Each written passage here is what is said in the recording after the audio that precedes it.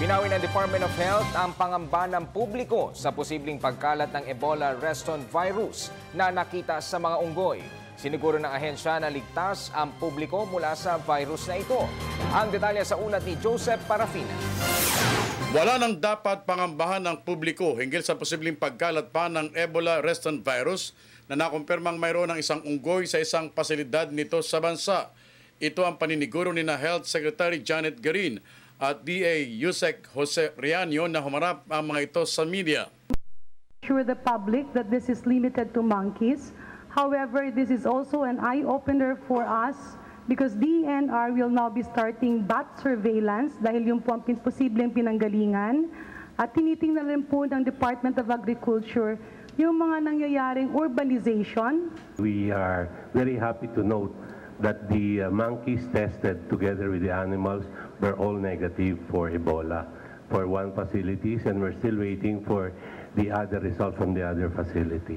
Maging ang 62 mga handler o mga nangangalaga sa may 7,000 mga unggoy na ito sa 2 pasilidad sa Pilipinas ay di kinakitaan ng anumang senyales ng pagkahawa.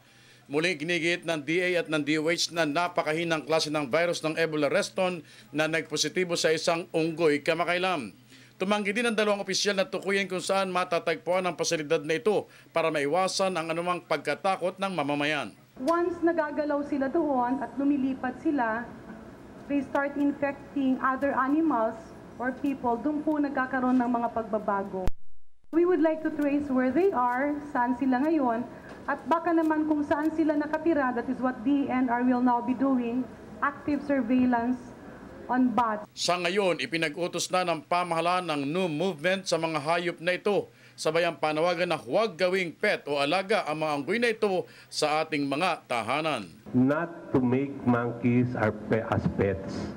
Huwag tayong mag-alaga ng pets. Huwag natin silang hulihin. At kung tayo ay may mga alaga na yan, sana ay maging maingat sila. Para sa Telebisyon ng Bayan, Joseph Parafina.